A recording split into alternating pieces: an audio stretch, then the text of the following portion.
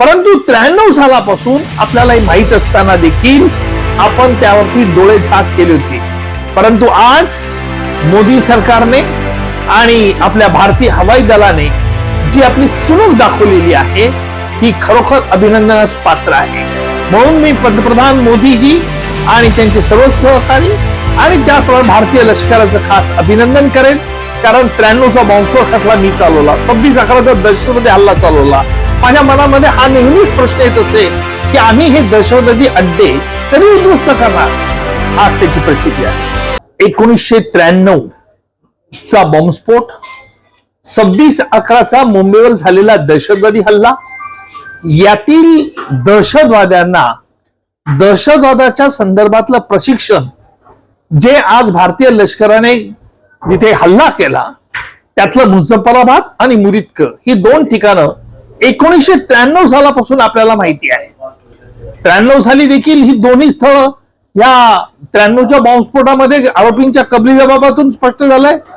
तिथे आरोपींनी कबलीजबाब स्पष्ट केला आहे की आम्हाला ह्या दोन ठिकाणी कशा रीतीने शस्त्र चालवायचं, धार्मिक शिक्षण कशा रीतीने प्रशिक्षित केलं जायचं, दिवाणी खास, दिवाणी आम अशा प्रकारचा तो कोर्सेस होता.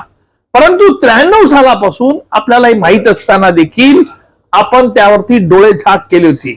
परंतु आज मोदी सरकारने आणि आपल्या भारतीय हवाई दलाने जी आपली चुणूक दाखवलेली आहे ही खरोखर अभिनंदनास पात्र आहे. म्हणून मी पंतप्रधान मोदीजी आणि त्यांचे सर्व सहकारी आणि त्याचप्रमाणे भारतीय लष्कराचं खास अभिनंदन करेन. कारण 93चा बॉम्बस्फोट खटला मी चालवला, 26/11चा दहशतवादी हल्ला चालवला. माझ्या मनामध्ये हा नेहमीच प्रश्न येत असे की आम्ही हे दहशतवादी अड्डे कधी उद्ध्वस्त करणार. आज त्याची प्रचिती आली. या कारवाईचं दुसरं वैशिष्ट्य म्हणजे आमची परराष्ट्र नीती, इंटरनॅशनल डिप्लोमॅसी ही फार महत्वाची ठरली आहे. कारण हा हल्ला होण्याच्या काही क्षण अगोदरच आपल्या संरक्षण खात्याने, आपल्या परराष्ट्र खात्याने संपूर्ण जगाला कळवलं होतं की आमचा हल्ला हा लिमिटेड राहील.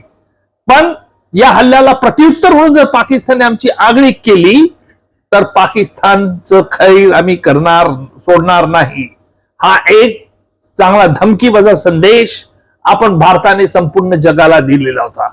आपल्या लष्करी सामर्थ्याची चुणूक आपण वेळोवेळी दाखवलीच आहे आणि त्या अनुषंगाने आपण जी इंटरनॅशनल डिप्लोमसी, आम्हाला पाकिस्तानच्या आर्मीवर हल्ला करायचा नाही, आम्हाला पाकिस्तानच्या जनतेवरती हल्ला करायचा नाही, परंतु आमच्या देशात राहून आमची आगळी काढली तर आम्ही ठोसास ठोसा जशास तसं उत्तर देऊ.